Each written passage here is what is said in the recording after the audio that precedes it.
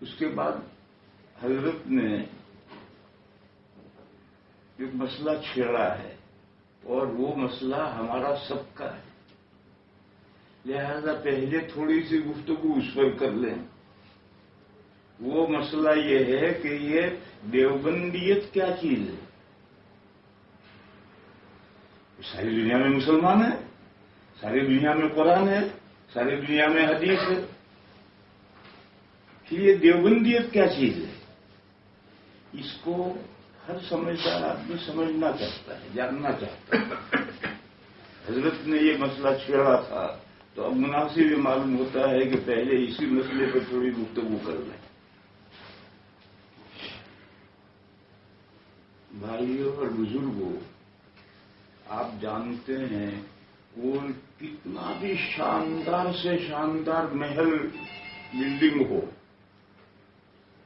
لیکن اس پر ایک زمانہ گزر جاتا ہے تو اس میں تبدیلیاں رونما ہو جاتی ہیں۔ پینٹ پھیکا پڑ جائے گا کہیں کہیں سے، صحن میں کھڈے کہیں کہیں سے پڑ جائیں گے، چھت میں مکڑیاں جالے تن دیں گی اور وہ جالے لٹک جائیں گے۔ یہ قدرتی عمل ہے۔ بس ایسی صورت میں بلڈنگ کی رینیول کرنی پڑتی ہے۔ صحن میں کھڈے پڑ گئے ہوں تو مسالہ لاؤ، بھرو، صاف صحیح کرو، صحن کو صحیح کرو۔ پینٹ پھیکا پڑ گیا ہے جگہ جگہ تو پینٹ کا ڈبہ لاؤ، پوچھ لاؤ، اس کو ٹھیک کرو۔ چھت میں سے مکڑیوں نے جالے تنے ہیں اور وہ جالے لٹک گئے ہیں تو جھاڑو لاؤ، بانس لاؤ، بانس پر باندھ کر جھاڑو لاؤ، چھت کو صاف کرو۔ یہ عمل گزشتہ انبیاء کے زمانے میں نہیں ہوتا تھا۔ نبی پاک صلی اللہ علیہ وسلم کا دین چونکہ قیامت تک رہنا ہے تو اب یہ عمل ضروری ہے، ورنہ تو بلڈنگ کا ستیہ ناش رہ جائے گا۔ نبی پاک صلی اللہ تعالی علیہ وسلم سے پہلے بھی یہ صورت پیش آتی تھی اور ایک نیچرلی ہے۔ جب بلڈنگ بگڑتی چلی گئی اور اللہ کا نازل کیا ہوا دین ختم ہو گیا تو پھر اللہ کا دوسرا پیغمبر بھیجتے تھے، وہ آ کر پھر سرنو لوگوں کو کی اصلاح کرتا تھا۔ اب نبی پاک صلی اللہ تعالی علیہ وسلم تو آخری پیغمبر ہے، آپ کے بعد قیامت تک کوئی نیا نبی نہیں آنا،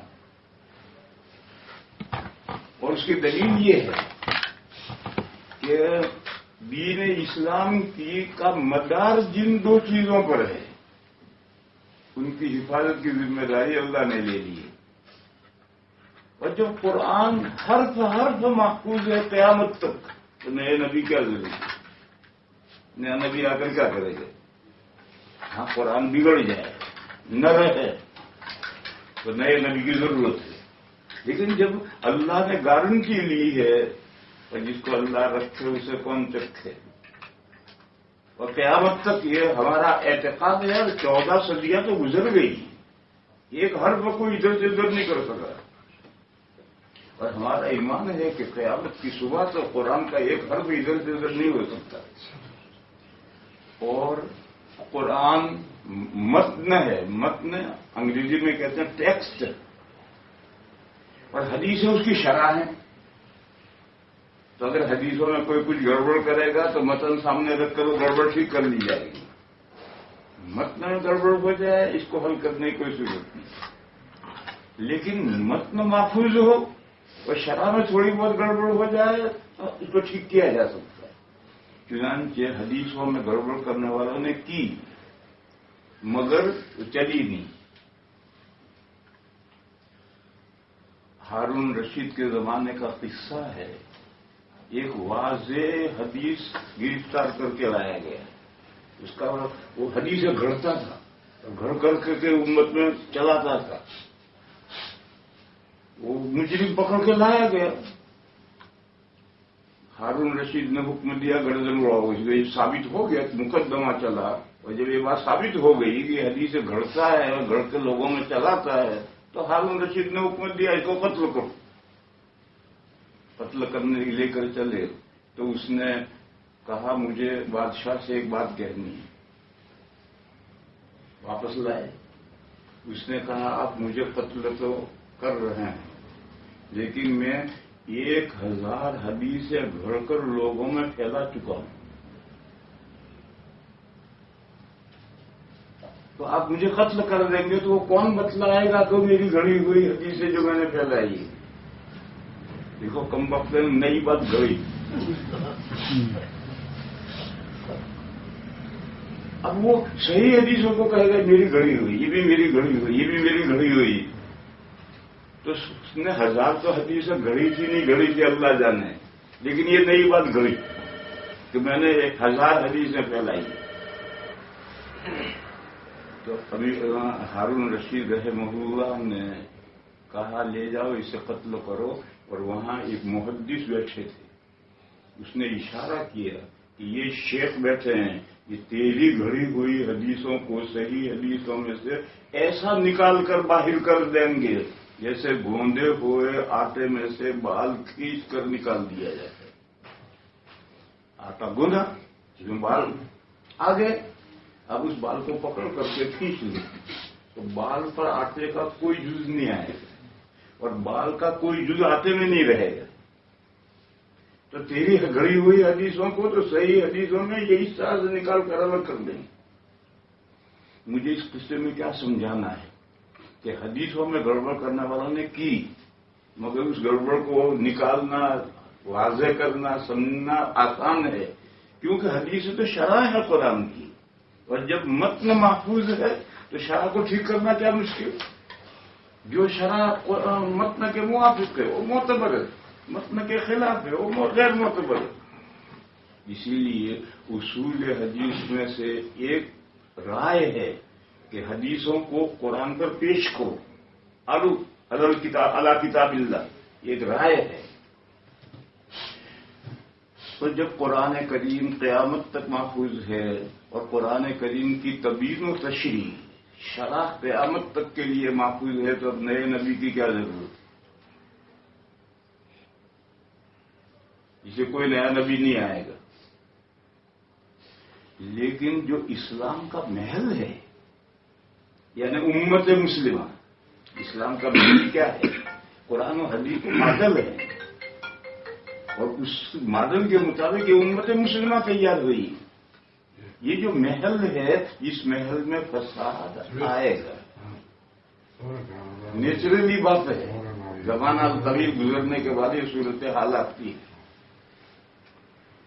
جب ایسی صورتحال پیش آتی ہے تو اللہ تعالی ایک لمبا زمانہ گزرنے کے بعد مثلاً 100 سال گزرنے کے بعد ایسی شخصیتیں پیدا کرتے ہیں جو اسلام کے محل کو رینیول کر کے تر و تازہ کر دے، جیسا تھا ویسا کر دے. اسی کا نام ہے تجدید. اور ایک حدیث ہے ان اللہ تعالی یبعث فی هذه الامہ علی رأس کل 100 سنہ من یجدد لها دینہا. اللہ 100 سال میں کوئی فگر نہیں ہے. ایک لمبا زمانہ گزرنے کے بعد 100 کے 150 بھی ہو سکتے ہیں، 200 بھی ہو سکتے ہیں، 50 بھی ہو سکتے ہیں. ایک لمبا زمانہ گزرنے کے بعد جب اسلام کا ماڈل یعنی امت مسلمہ میں بگاڑ آ جائے اور وہ قرآن کی کتاب دعوت کا نمونہ نہ رہیں، صورت احوال ان کے بگڑیں، تو اللہ تعالیٰ امت میں ایسی شخصیتیں پیدا کرتے ہیں جو شخصیتیں مسلمانوں پر، امت مسلمہ پر محنت کر کے ان کو ایکارڈنگ کر دیتی ہیں، قرآن حدیث کے ایکارڈنگ کر دیتی ہیں. اسی کا نام ہے تجدید. اسی کا نام ہے، ان شخصیتوں کا نام ہے مجدد. اور ایسے مجددین ہر زمانے میں اور ہر صدی میں اور ہر جگہ میں ہوتے آئے ہیں. کوئی ساری دنیا کے لیے اب تو دنیا گلوبل ہو گئی، لیکن ایسا پہلے تھوڑی تھا. دہلی سے حیدرآباد 20 دن میں پہنچتے تھے. تو ساری دنیا کا کام تو ایک آدمی تو نہیں کر سکتا. الگ الگ شخصیت وجود میں آتی تھی، الگ الگ ملکوں میں الگ الگ آدمی اللہ پیدا کرتے تھے اور وہ امت کے لیے ان کے دل کو نیا کرتے تھے، رینیول کر دیتے تھے۔ یہ حدیثوں کی روح سے ایسا ہمیشہ ہوتا رہا ہے، اور جب ایسی شخصیتیں پیدا ہوتی ہیں تو مخالفتیں بھی بڑھتی ہیں، کیونکہ جو امت میں بگاڑ آ گیا ہے وہ اس کو بگاڑ نہیں سمجھ رہے، وہ اس کو دین سمجھ رہے۔ اب ان سے کوئی کہے کہ تمہارے اندر یہ بگاڑ ہے تو ماننے کے لیے تیار نہیں ہے، یہی دین ہے۔ اس بگاڑ کو کہیں گے کہ یہی دین ہے، تو پھر ایسی صورت میں کشمکش شروع ہوتی ہے۔ وہ کیا کہیں گے؟ یہ جو پینٹ میں جگہ جگہ دھبے آئے ہیں، یہ پینٹ نہیں بگڑا ہے تو پھول بوٹے بنائے ہیں، اور صحن میں جو کھڈے پڑے ہیں، کھڈے نہیں پڑے تو اس لیے بنائے تاکہ پھسل نہ جائے آدمی، اور چھت میں سے جو مکڑی کے جالے لٹک رہے ہیں ان کے جالے نہیں ہے تو فانوس لٹکا ہے۔ ایسے شخصیتیں جو پیدا ہوتی ہیں وہ مجدد بدعت ہوتے ہیں۔ ہمیشہ جب بھی دین کا یہ مجدد آئیں گے تو ان کی مخالفت میں بدعات کے ہم نوا بھی پیدا ہو جائیں گے، کھڑے ہو جائیں گے۔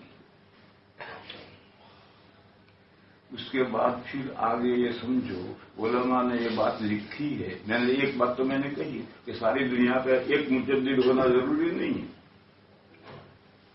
اور ساری دنیا کے مجدد ایک ہی وقت میں آئیں یہ بھی ضروری نہیں۔ اسی طرح سے مجدد کے لیے شخصیت واحدہ ہونا بھی ضروری نہیں، ون پرسن بھی ہونا ضروری نہیں۔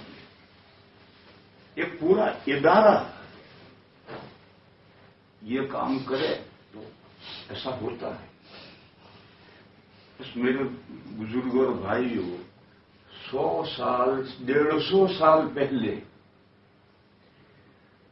جب صورتحال بگڑ گئی تو اللہ تعالی نے کچھ بندوں کو کھڑا کیا، انہوں نے ایک چھوٹا سا مدرسہ اسلامیہ عربیہ قائم کیا۔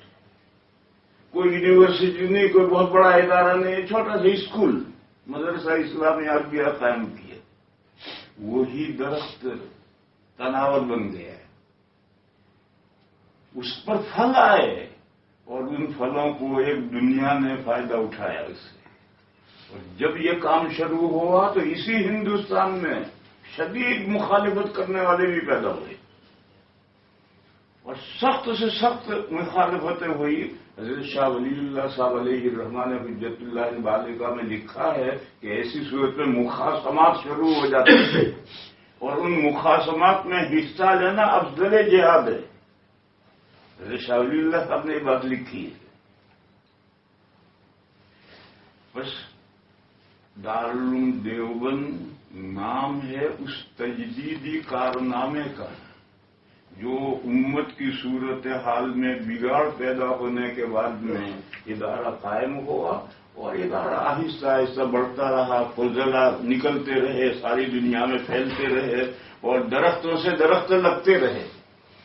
یہاں ذہن میں آپ کے بعد رہنا چاہیے کہ دارالعلوم دیوبند صرف اس مدرسے کا نام نہیں ہے جو دیوبند میں ہے، بلکہ دنیا کے طول و عرض میں، ہندوستان نہیں دنیا کے طول و عرض میں جو بھی شخص دین کی تجدید اور دین کی اصلاح کے لیے کام کرتے ہیں، جو بھی ادارے کام کرتے ہیں اور جو قرآن و حدیث کی صحیح تعلیم دیتے ہیں، وہ سب دارالعلوم کی شاخیں ہیں، وہ سب دارالعلوم ہیں۔ بلکہ جو صراط مستقیم پر ہے وہ دیوبندی ہے، چاہے اسے دیوبند کا نام بھی نہ سنا ہو، اور جو صراط مستقیم پر نہیں ہے وہ دیوبندی نہیں ہے، چاہے دیوبند میں پیدا ہو، چاہے وہ دیوبند میں پیدا ہو، وہ دیوبندی نہیں ہے، اور جو صراط مستقیم پر ہے وہ دیوبندی ہے، چاہے اسے دیوبند کا نام بھی نہ سنا ہو۔ بس دیوبندیت نام ہے صراط مستقیم پر گامزن ہونے کا۔ اس کی تھوڑی تفصیل یہ ہے کہ دیوبند نام ہے ایک تحریک کا. میرے ماموں تھے، انتقال ہو گیا ان کا، حضرت شاہ صاحب علامہ کشمیری قدس روح کے آخری دورے کے طالب علم تھے بابل میں، اور بہت جید عالم تھے، اور مطالعہ زندگی بھر مطالعہ ہی کرتے تھے. مولانا ولی محمد ان کا نام تھا. ایک مرتبہ انہوں نے مجھ سے سوال کیا. اس وقت میں دیوبند میں مدرس ہو چکا تھا. انہوں نے مجھ سے سوال کیا کہ دیوبند میں اور ازہر میں کیا فرق ہے؟ جی وہ کہی سر، دیوبند میں اور ازہر میں کیا فرق ہے؟ اب ازہر 1150 سال کا ادارہ ہے، جہاں 80,000 اسٹوڈنٹس ہیں، اور دیوبند بیچارہ 100 سال کا 125 سال کا ادارہ ہے، اور وہاں مشکل سے 4,000 ہے، وہ بھی تو 3,000 ہی عربی کے دو طالب علم ہیں. اب ہاتھی اور مچھر میں فرق سمجھاؤ ماموں کو. انہوں نے کہا کہ دیوبند میں اور ازہر میں کیا فرق ہے؟ میں نے جواب دیا کہ ازہر ایک دانشگاہ ہے اور دیوبند ایک مشن ہے، تحریک ہے. ازہر ایک دانشگاہ ہے، مسلمانوں کے بچوں کو تعلیم دی جاتی ہے، ان کی دنیا بنتی ہے، جیسے علی گڑھ ایک دانشگاہ ہے. اور دیوبند دانشگاہ نہیں ہے، وہ ایک مشن ہے، ایک تحریک ہے. آپ غور کریں، وہ 1150 سال سے ادارہ ہے، اور لاکھ کے قریب طلبہ وہاں سے آپ پڑھتے ہیں. وہاں آپ دنیا کے کسی کونے میں چلے جاؤ، آپ کو کوئی ازہری عالم خدمت دین کرتا ہوا نہیں ملے گا. اسلامی کتب خانے میں گھس جاؤ تو 100 کتابوں کے بعد ایک کتاب ازہری عالم کی ملے گی. اور یہ چھوٹا سا ادارہ، تھوڑے سے طلبہ، دنیا کے کسی خطے میں چلے جاؤ، آپ کو دیوبند یا دیوبند کے وابستہ اداروں سے پڑھے ہوئے ملیں گے. مسجدیں انہوں نے پکڑ رکھی ہوں گی، مکتب انہوں نے پکڑ رکھے ہوں گے، لوگوں کی اصلاح کا کام وہ کر رہے ہوں گے. اور اسلامی کتب خانے میں گھسو تو ہر 10ویں کتاب فضلہ دارالعلوم کی ملے گی. یہ ساری دنیا میں دارالعلوم کے فضلہ جو پھیل گئے، کیا لینے پھیل گئے؟ مال دینے کے لیے. مال لینے کے لیے ان کے پاس ڈگری ہے، یہ کیسے مال لیں گے؟ آج کل مال تو ڈگری پر ملتا ہے، ان کے پاس تو کوئی ڈگری ہے ہی نہیں. پھر ساری دنیا میں کیا لانے کے لیے پھیل گئے ہیں؟ اللہ کے دین کو پھیلانے کے لیے پھیلے.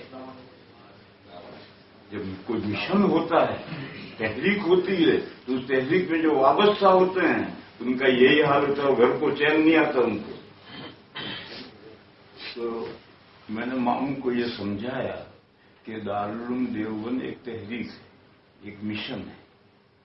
دارالعلوم کا ہر فاضل، ہم طلبا سے نہیں کہتے، ہم تو پڑھاتے، مگر اس کے دل میں کوٹ کوٹ کر ایک جذبہ بنا ہوا ہے، اور وہ اللہ بھرتے ہیں، ہم نہیں بھرتے. ہم تو پڑھاتے، میں 40 سال سے پڑھا رہا ہوں. میں نے کبھی طلبا کے سامنے یہ تقریر نہیں کی کہ تمہیں فارغ ہو کر یہ کرنا ہے، نہیں. اللہ ان کے دلوں میں یہ بات ڈالتے ہیں، کوٹ کوٹ کے بھر دیتے ہیں، اور پھر وہ فارغ ہونے کے بعد کوئی کہیں نکل گیا، کوئی کہیں نکل گیا، اور جو جہاں گیا وہیں کا ہو گیا. صحابہ کی یہی شان تھی، جہاں گئے وہیں ہیں. ایک مرتبہ میں ٹرکی گیا، استنبول گیا، تو وہاں جو مفتی اعظم ہیں ان سے ملاقات کے لیے ہم نے ٹائم لیا، ملاقات کے لیے گئے تو ایک بوڑھے آدمی جن کی 70 سے کم عمر نہیں تھی اور بالکل ڈر مونڈے تھے،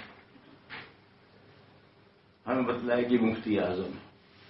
خیر ہم گئے، ہم نے ملاقات کی، عربی میں تھوڑی بہت بات کی. وہاں ایک آدمی جوان، بالکل شاندار وضاحت، بہترین داڑھی. تو ایسے نیک آدمی کی طرف تو طبیعت مائل ہوتی ہے. جب ہم نے مفتی اعظم سے ملاقات کر کے ہم فارغ ہوئے تو ہم نے ان سے پوچھا کہ آپ کو، اس نے کہا میں نائب مفتی ہوں۔ میں نے کہاں کے ہیں آپ؟ اردو بول رہا کہ میں نائب مفتی ہوں۔ میں نے کہا کہاں کے ہیں؟ کہ میں بہار کا ہوں۔ میں نے کہا تم کہاں پڑھا؟ کہ میں دارالعلوم دیوبند کا فارغ ہوں۔ میں نے کہا دارالعلوم دیوبند کے فارغ ہو تم یہاں نائب مفتی بن کے کیسے پہنچے؟ چلنے میں دیوبند سے فارغ ہو کر ازہر میں گیا اور ازہر میں پڑھا، وہاں سے فارغ ہوا۔ اس وقت میں طلب آئی کہ ہمیں ایک نائب مفتی چاہیے، تو ازہر نے میرا نام بھیج دیا تو میں آ گیا۔ تو اللہ اسباب بھی بناتے ہیں، اسی طریقے سے بندوں کو جہاں کام کی ضرورت ہے وہاں پہنچاتے ہیں۔ بس دارالعلوم دیوبند کی تفصیل تو بہت ہے میرے بھائیوں اور بزرگوں، خلاصہ دو باتیں، ایک احیاء سنت اور دوسری امحاء بدعت۔ ان دو پوائنٹ پر محنت کرنا، بدعتوں کو مٹاؤ اور سنتوں کو زندہ کرو۔ باقی پڑھنا پڑھانا، قرآن پڑھانا، فقہ پڑھانا، فقہ حنفی پڑھانا، فقہ شافعی پڑھانا، سب کچھ پڑھانے سب ہے، لیکن دیوبند جس مشن اور تحریک کا نام ہے وہ تحریک اور مشن یہ ہے کہ احیاء سنت اور امحاء بدعت، اور یہ در حقیقت دو نہیں ہیں، ایک ہی ہیں۔ جب سنت زندہ ہوگی تو بدعت خود ہی رفو چکر ہوگی، اور رفو بدعت کو تم بھگاؤ گے تو اس کی جگہ ضرور سنت آئے گی۔